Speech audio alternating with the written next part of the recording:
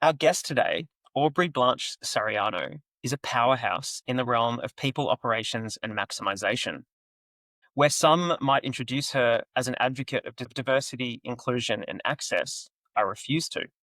Because Aubrey isn't an advocate for those things any more than she's an advocate for bias-free common sense, evidence-based practice, and in understanding what makes groups of humans thrive together, achieve together, and be happiest together.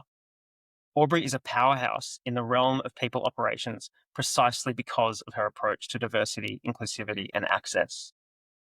Aubrey was formerly the global head of diversity at Atlassian and is now the founder and CEO of MathPath, where she works with organizations to transform their culture through equitable design. Additionally, in her role as Vice President of Equitable Operations at cultureamp, Aubrey champions inclusive leadership and organisational development, empowering leaders to foster more equitable and sustainable work environments to achieve better all-round outcomes when viewed through both a human and a commercial lens. With a passion for bridging gaps in opportunity and amplifying underrepresented voices, Aubrey's approach is rooted in the belief that businesses and institutions must be intentionally designed to be equitable, not just for profit, but for positive social change. She's written extensively on diversity, equity, and inclusion initiatives, advocating for businesses to rethink the way they approach these critical topics. And at a time where 10-word soundbites by supposed world leaders are attacking decades of progress with the false claim that diversity is a bad thing in the face of the evidence, people like Aubrey remind us to look beneath the headlines, to share more than the soundbites, and to look at the undeniable facts. Cheryl Gledhill, who is head of product at cultureamp, told me that one of the primary draw cards to her accepting the position at cultureamp was the opportunity to work closely with Aubrey. Cheryl said Aubrey is someone I would pay to listen to, and I get the luxury of working with her every day. I feel like I get a mini MBA every time we chat. In this episode, we will delve deep into Aubrey's work as a disruptor of traditional systems, expose her insights into building inclusive cultures, and discuss the intersection of social justice, financial equality, and systemic change. We'll also explore why fixing the financial system is crucial if we want to tackle some of the most pressing global challenges. Aubrey, welcome to the show. It's a real honor to have you here. Thank you so much. I'm so excited to be here. I think getting to spend time with like-minded folks who care a lot, especially thinking at the systems level, because I think that's kind of where my brain naturally sits, is really nice because I think we need people working at all levels. Like, I don't want to devalue any of the work that's happening, but yeah, systems people are definitely my people. I did some pretty deep research ahead of this chat and had my first question ready to go. But then last night, the leader of the free world blamed an aviation disaster in Washington on diversity, which is one of the most ridiculous things I've ever heard. In light of that, I want to set the mood for this interview and let everyone listening know that we'll be talking about facts today. We won't be talking fiction to stoke hate. Bad actors all around the world currently want us to think that DEI is, or even can be, boiled down to giving unqualified Black people jobs that better qualified white people deserve. I want to ask you, as one of Australia's leading experts on diversity, equity, and access, to describe to our listeners what DEI policy is actually about.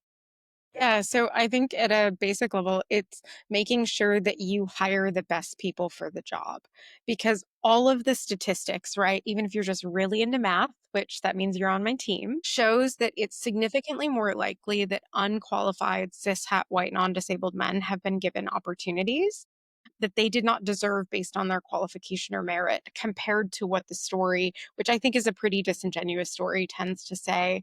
There's lots and lots of research that backs this up. So, one of my favorite pieces of research was actually done on video gaming, and it showed that the male players who were least skilled at the game were actually the ones that were most likely to be misogynistic towards women. And so I think it's really important to call out that the people who are often most vocally anti these merit and fairness based practices are those that stand to lose the most because, on some level, they probably understand that they have not earned all of the opportunities that they've had. You've dedicated much of your career to helping organizations reshape their internal cultures, and in doing so, you've driven significant changes in how businesses think about inclusivity. What are the most persistent obstacles to creating systemic change within organizations, and how do you navigate those? Yeah, I think there's two things. So, one of the things I think is persistent is there's a lot of really brilliant, talented, passionate people who think they can change people's minds who genuinely don't care. I see people exhaust themselves, and it's a really common question in my DMs that's like, I'm, an engineer at this company. How do I make my engineering leadership care about diversity? And my answer is like, you sound really amazing. You cannot force someone to care about your humanity. If they do not care, there is nothing you can do. And if it's available to you, find an opportunity that does fully value you. Now, that said, I think that similar to, Dr. King talks about the white moderate being the biggest hurdle. And I think that is still a really important piece of wisdom because what I find is the most frustrating hurdle is the people whose values are aligned to the project of equity and fairness do not activate themselves to actually achieve it. And the reason is either because they don't see the unequal playing field or they do not understand how their labor is required to achieve it. So I think that's where we need to focus our effort is that kind of frozen middle, but recognizing that there are certain of us who should do more of the pushing on that. And I think that comes down to, we can talk about this, like our positionality and not asking the most marginalized people who are harmed from the pushing to do the majority of it. I'll drill into that a little bit further into the show because I really do want to draw out this notion of who diversity and access policies are actually seeking to cover, and how some of us might not think we are those people, but quite a lot of us are. But when we think about the broader picture of social impact, it's pretty clear that organizations, companies have a really huge role to play because organizations are where citizens work and most experience the impact of policies that either seek to include and enhance or exclude and reduce groups of people. How does it make you feel when you see global corporations capitulating to the pressures of those in society with the most financial and political power, and they start rolling back their policies on DEI? I don't feel a lot about that, which might be a spicy opinion, but I think I'm not naive. I'm a structuralist. I understand the incentives of a capitalistic system. And so when people who are incentivized to behave in a certain way behave in that way, I just don't feel a lot. Like maybe it's also because I'm an Aquarius moon, so I intellectualize all my feelings. But I think that's it, is I don't really feel much. I kind of go into the analysis of, okay, what does that mean? Because my goals haven't changed. And so I actually think in some ways, I don't want to say it's a good thing that certain corporations are sort of capitulating to these incentives that ultimately lead to the harm of people and especially vulnerable people. But I do think like we are seeing massive population shifts where principles and values are ever more important to the population.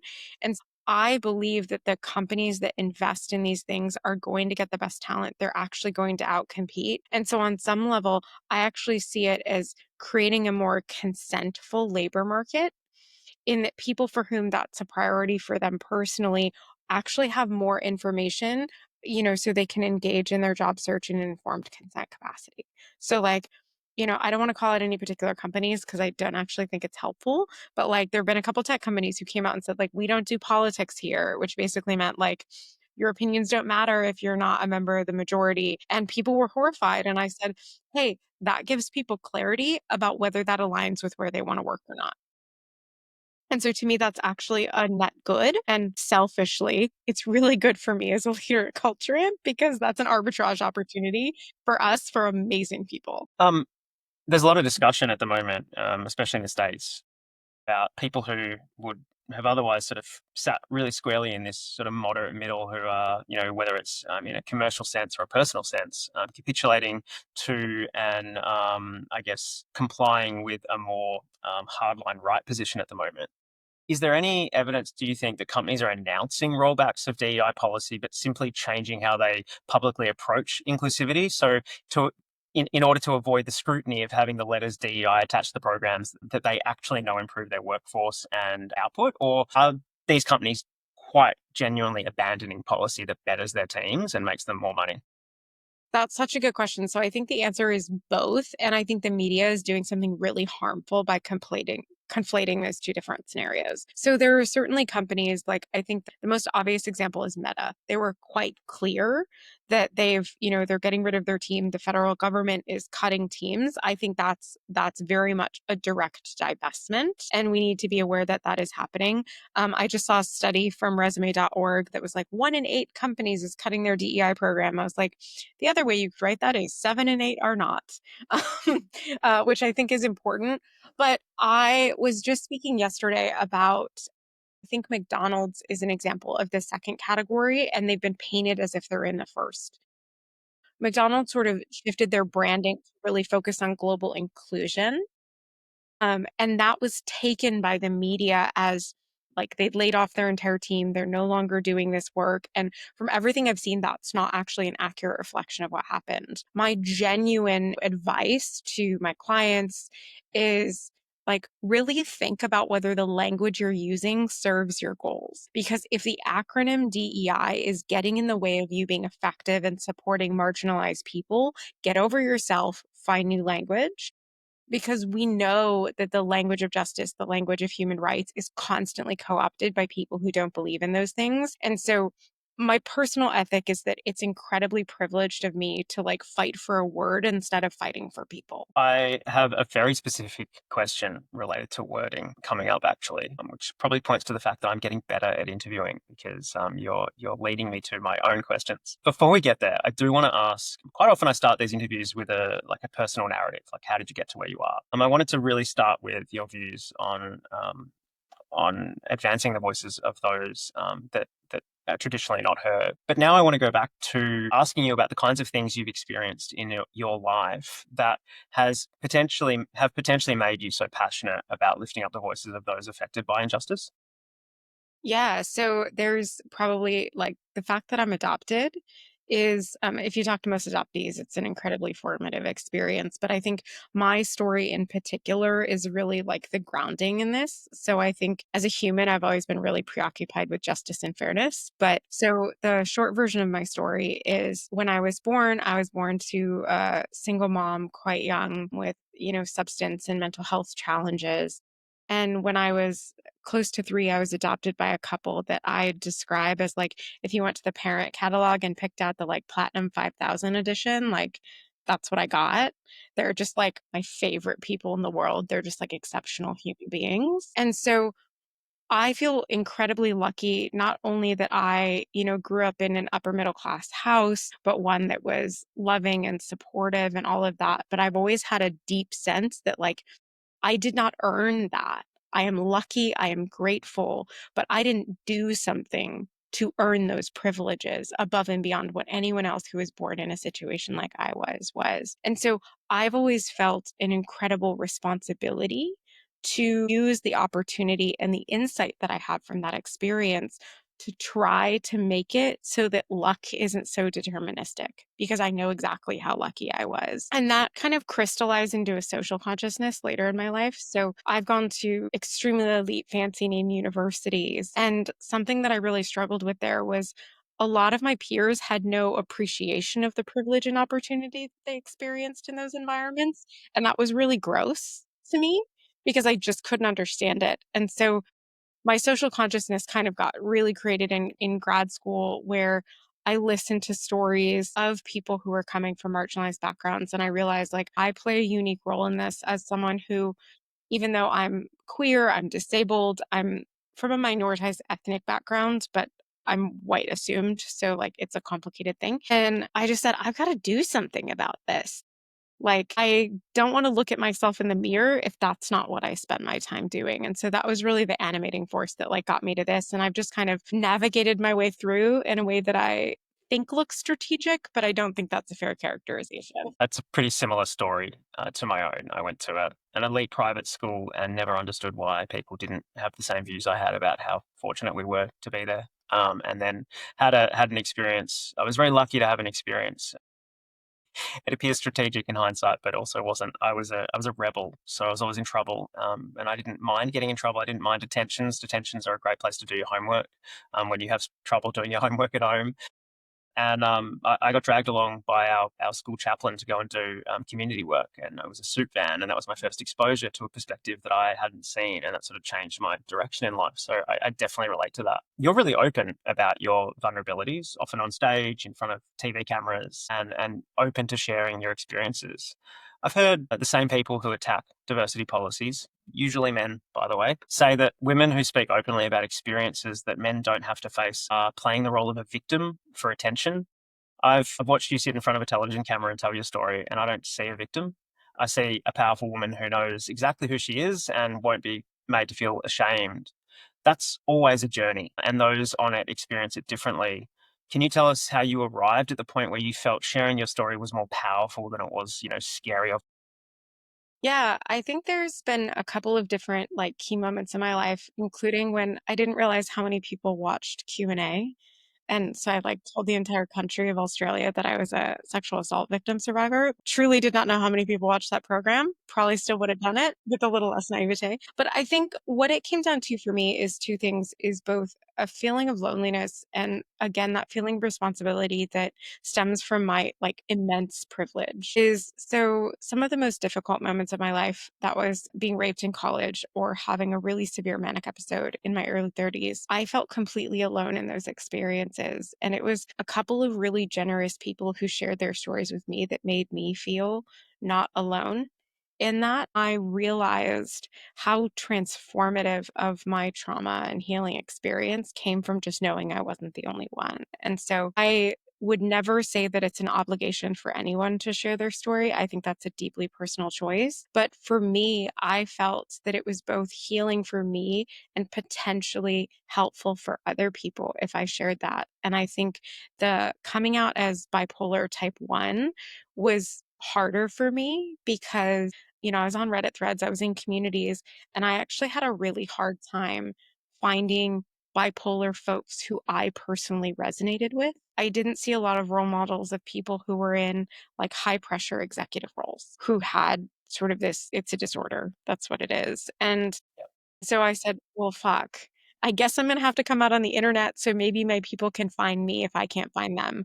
And so that was the journey, but I've also had really great friends. Like I really have to shout out Joan Westenberg, who like helped me write the blog post that like I wrote about my bipolar and my manic episode. And so like I think that's the other thing that's really important to acknowledge is you've talked about what I've done, but it's impossible to write out of the story all of the people that did it with me. So at no point did I ever do that on my own. It'll come as no surprise to people listening that have heard me talk before. I'm a big fan of women. I think women make better leaders. I think women make more powerful leaders. And I'm a massive advocate for a world where we have more women leaders, preferably more than men. One of my favorite people in the entire world, who I am on a desperate mission to meet and spend time with, is Hannah Gadsby, the comedian. And Hannah has famously said that there is nothing more powerful than a broken woman who has rebuilt herself. I have been dying to ask someone, what do you think she means by that? I have like people often talk about the broken bone metaphor that like where you broke it, it's actually better. Or there's I can't remember the name, but that incredibly beautiful Japanese art form of like putting broken pottery back together. I speaking, from personal experience and thinking about very pivotal traumatic moments in my life, I think about how much more whole of a person I was because I experienced these setbacks. But like I want to edit that a little bit because I do believe that like we have to do the work to put ourselves together. But I think it's the very rare person who does it entirely on their own. I don't want to say it's not possible or people haven't done that. And those people are courageous and incredible. But most of the stories I'm aware of are people who were given somebody to help them put themselves back together. And I think that goes back to so many of the philosophies that we have is like we are interdependent. I think that it's really dangerous for us to individualize things like that because it also, I think, makes people afraid of reaching out for the help that they need and deserve when they're at that low point to get themselves to the high point. So I would say, yeah, like I think the people who have gone through hard shit and come out the other side are going to have more capacity, more capability, and more skills than people who haven't. Cheryl told me that one of the things she loves most about you is your openness to talk about difficult topics and experiences, to destigmatize the topic and its discussion in a public forum. As we know, sunlight is the best disinfectant, and you've been bringing hard subjects into that light for some time. Do you still find it hard telling those stories? I have certain topics that are still super spicy for me, but I always thought the bipolar thing would be like the hardest, but I actually don't find it hard at all anymore. Like, I'm just like covered in Teflon when it comes to like the stigma about it. Like, you cannot bother me about it. And part of that, I think, is doing the reps, and part of it is doing the internal work to feel comfortable in it and not feeling shame or denial, which took me time. Like, it was an incredibly hard process. I have never understood the stages of grief so distinctly as like the 2 days in like a psych ward after I was told that I had bipolar type 1, like very distinct denial, bargaining. Like, I got to acceptance pretty quickly, but there were distinct layers. And so, yeah, I think for me, I am incredibly lucky. I have access to great healthcare. I have a supportive network. And so it's like, if I'm not going to destigmatize stuff, who's going to do it? One of the things I like to do is when I speak to experts in fields, I like to ask them about pop culture references that everyday people hear all the time and might not have really thought into. And when you were at Atlassian, you ended culture fit hiring. We've all heard about like, oh, they were a culture hire. You ended it because you ended culture fit hiring due to unconscious bias. Can you tell us what is a culture fit hire and why do we need to end it? I mean, it's kind of like saying I'm hiring on vibes, which is not data. Feelings are not facts. And so, like, really, the idea of culture fit, there were two things is one, like, what's the data underneath that? Like, what are you actually measuring? Because the data says it might be that you both played lacrosse, which is not a job qualification. But also because I think it promotes homogeneity and unfairness. And that was the argument that like went pretty far at Atlassian was like, great. So if someone isn't like you and you don't want to go to the pub with them, they can't be a contributor on your team. Is that what you're saying? And I found that that was really effective. So I tended to go, I mean, I try not to be combative when I'm influencing, but I ask people really pointed questions like, great. So if someone doesn't have a pre existing reason to be like in relationship with you, you're just going to count them out and they don't get a chance. Is that your preference? Nobody is going to say yes to that. And so getting rid of culture fit and moving to what we called values alignment, it meant that we took the values and we actually crafted specific behavioral questions. So we had to define what behaviors live underneath each of those values and how do we check for those with someone. And I think that was really important. Something we also did was we ended up having kind of a disproportionate number of marginalized folks in those values interviews just because like Atlassian is really engineering heavy, so it wasn't demographically balanced. And so to get more balanced interviews, that was often the place where we could find someone who was qualified to interview or they had the right role to interview. But one of the things we found is that our values interviewer started having kind of informal veto rights.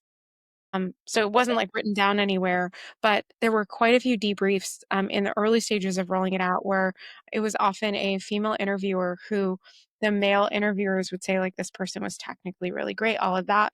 And the female interviewer would say, this person was a dick to me. And what was cool at that time at Atlassian was like the men in the debrief were like, yeah, that's a no. Like, it wasn't, we have to have an argument, we should hire the brilliant asshole. It was like, that is not what we want. But also, thank goodness you were on the loop because we never would have picked up that data. So I thought that was something that was really cool is we had to do a little influence and explain what we were doing, but it wasn't something that I had to like go to the mattress and fight for once I had a few very reasonable conversations about why we were making the shift we were making. Many people advocating for the end of DEI policies or who aren't actively trying to protect them are the very ones, sorry, wait. Are many people advocating for the end of DEI policies or who aren't fighting for them to remain don't understand that DEI policies are the very ones that ensure people over 40, for example, are given the same job opportunities as a 25-year-old or a 30-year-old. Can you talk a little bit more about why DEI policies are important for people who might not think they benefit from them? Yeah, I mean, I think part of it is, especially when we talk about like access policies, which I think fall in the bucket of age as well, is like if you are lucky, you become old or disabled, like everybody. And so, like, even if your only argument is self-interest, which I don't think it should be, but even if it is, like, if you're not for this, you're being a dick to your future self. And so, like, I think that's bad. But I think this goes back to really my theory of change, which I call equitable design, which is when we think about designing for what I call a stress case.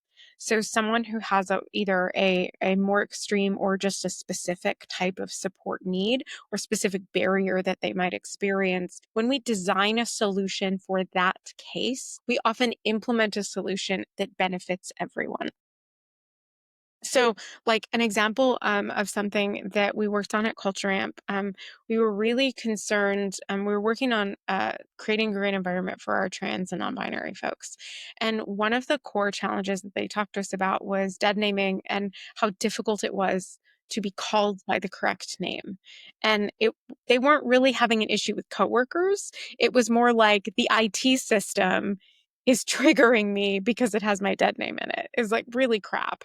And so we did two things is we worked with our IT team and my team, which is people ops.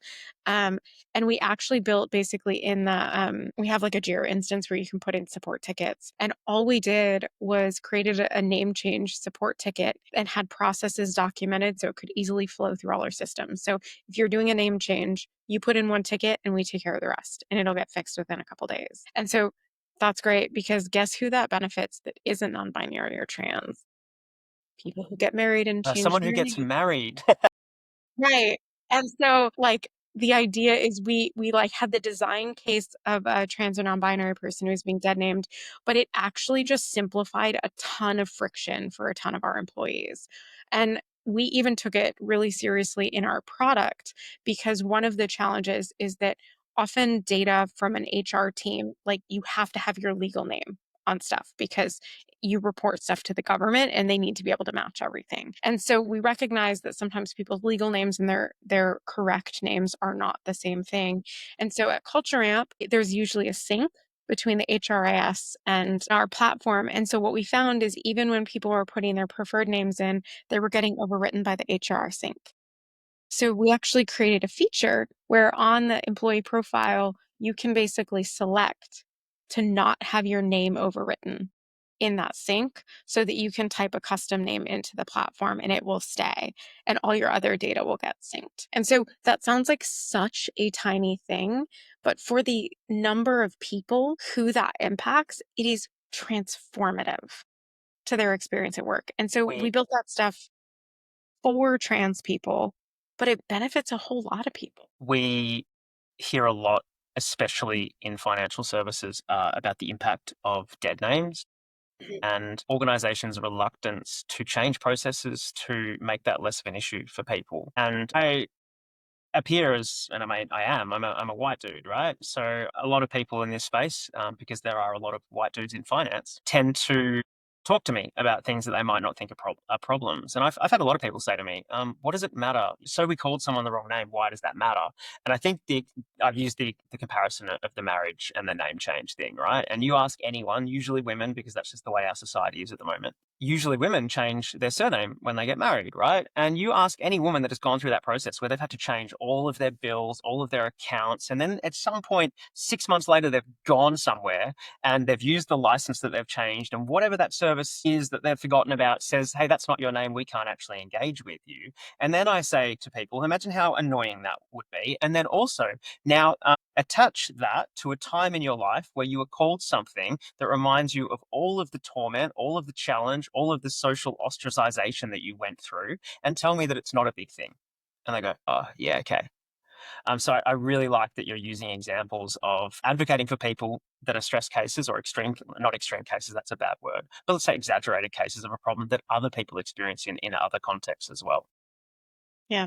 Or my favorite when people like are kind of like, I don't believe in pronouns, which I'm like, interesting. How do you feel about prepositions? Like, but, or people, like are not concerned about dead naming. I'm like, cool, Sarah.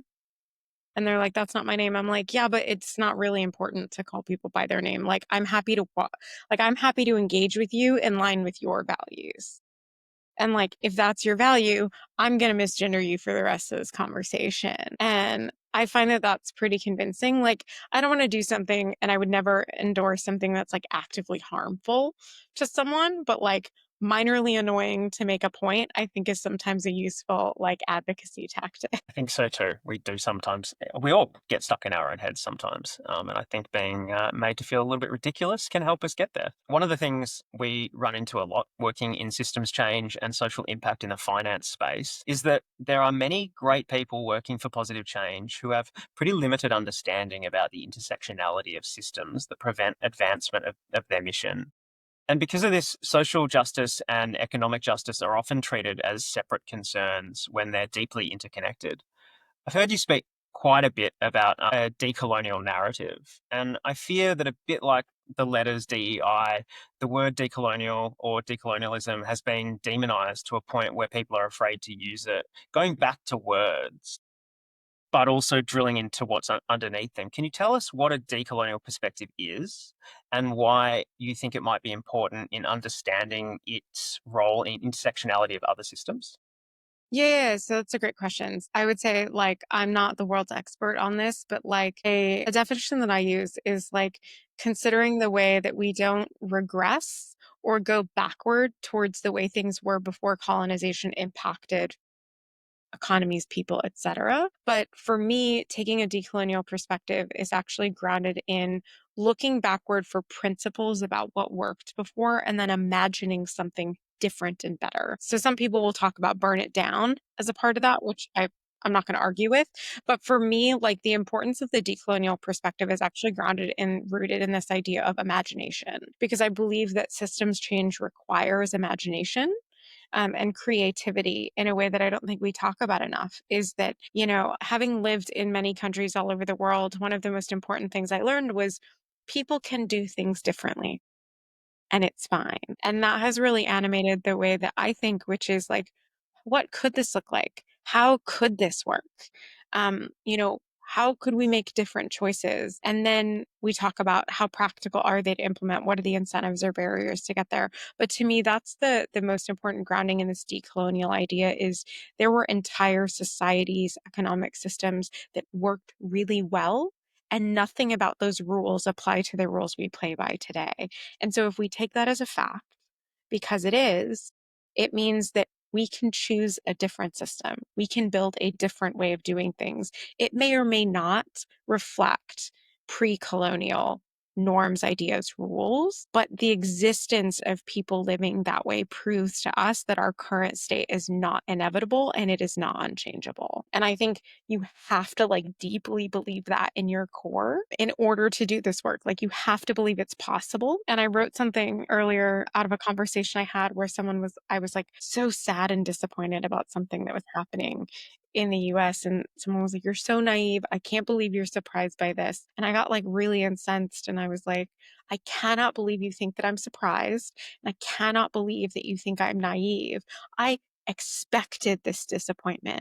But like, I accept this because this is the necessary cost of believing that we as human beings can do better. The price of my optimism and my hope is this feeling." And so to me, I think that's wrapped up in like the decolonial perspectives is like, is this imagination of what could be and looking to wisdom of people who weren't co opted by all the busted systems we currently live in as models of what a potential future might look like. You said before that fighting for a word is an immense privilege. I want to talk about how we ensure conversations around inclusivity remain focused on real systemic issues rather than being derailed by. But before we get into the focus on maybe a more contemporary example, I want to tell a story about how subjects have been politically weaponized and hijacked before, and how some people have chosen to respond to that while still advocating for change.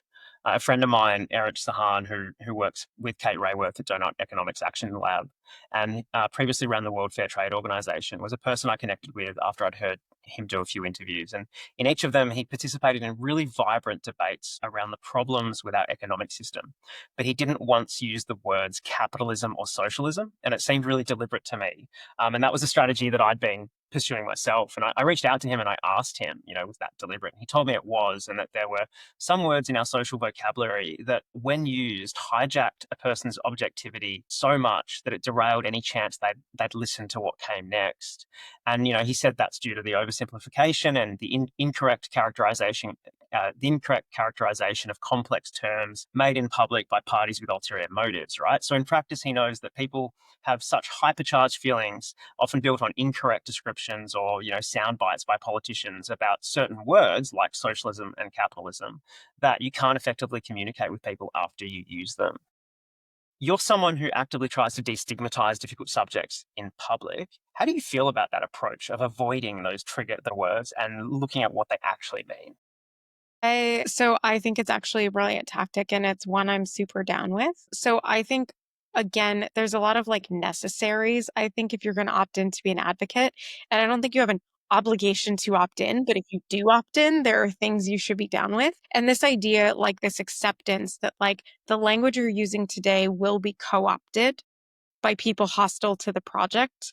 Like, I think if you just accept that as a baseline, you recognize that you're going to have to grow, change, evolve, and pick new words. It becomes a lot easier to navigate these realities. So I've been saying fuck diversity for like the last 10 years. I used to have a keynote that I gave on that, and people would be like, and I just like am so sick of the word diversity. I'm not on board with it. I used it in a job title because I had to.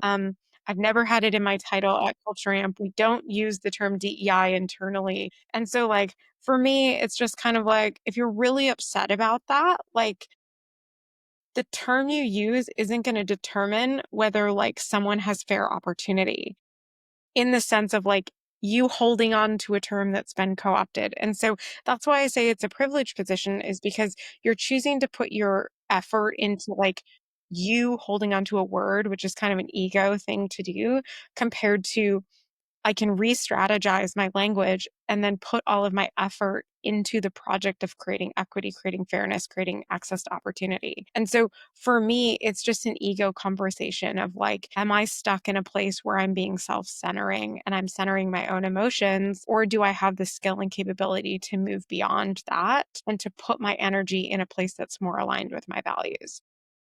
So that's it. We were joking in my team meeting this morning. I was like, I'm just going to rename myself the VP of Merit and Efficiency, and like we're going to move on. I don't think I could do that, although I will say, Didier, the Culture Amp CEO, has let me make up my job title about once every 18 months that I've been there, and so I yeah. I picked up on that, by the way. That is obvious from your LinkedIn profile. Oh, yeah, I mean, the job title that I like applied for was like director of DEI, and I was like, I really, really, really want this job, sir. Please give it to me. But also, I refuse to take that job title. Can I have equitable design impact instead? And he was like, I mean, I make the assumption that his entire experience of me was like, she seems a little weird, but sure. But 5 years later, I still have a job. So great. I haven't met Didier, but I've spent a bit of time with Rod Hamilton, and I've got so much time for what they do at Culture Amp. Coming back to some of your experiences, okay, yeah. Coming back to what you said before about not trying to convince people that don't care, right? You talk a lot about having really good boundaries, like not trying to convince that executive in your team that just doesn't want to care about, or the hater on the internet who isn't interested in your position, because that's not going to work. You're not going to convince them to care for you if they don't want to. Some people, usually the haters on the internet, say that's backing away from the fight. Is it? I don't think you should pick fights you can't win. Yeah, I think that's it. Is like, I think it's also like a self-preservation tactic, is like, it's really, really easy to exhaust yourself arguing with people that don't care. And ultimately, what that means is that you're exhausting yourself while intentionally having no impact. And like, again, I try really hard not to judge people, but like, I don't think that's a good option of all the options available. But one thing that I think is really important that I don't think I did very well as a younger advocate was I used to speak to people in my values instead of their values. And so I think being really curious about what someone's existing values are, because those are very hard to change, if not impossible to change. And then connecting what you care about to the values they already hold is a much more effective influence technique. So if someone says, I really care about merit and like merit-based opportunity, instead of immediately like woke shaming them and being like, that's code for this, like this person might be sincere. And you can usually tell. It's like, great, I actually also care about that thing. Can I tell you a little bit about how my work actually helps achieve that and that we're on the same page? People are much more likely to listen to you with that tactic. And something, this is where I will get a little judgy, is I do not believe it's a moral obligation for anyone to have like the capacity and composure to have that conversation. But if you do not have the self awareness not to engage in the conversation at all, creating backlash is ultimately harmful to the most marginalized. It's okay if you don't have the spoons, but don't opt into discussions where you're going to create harm.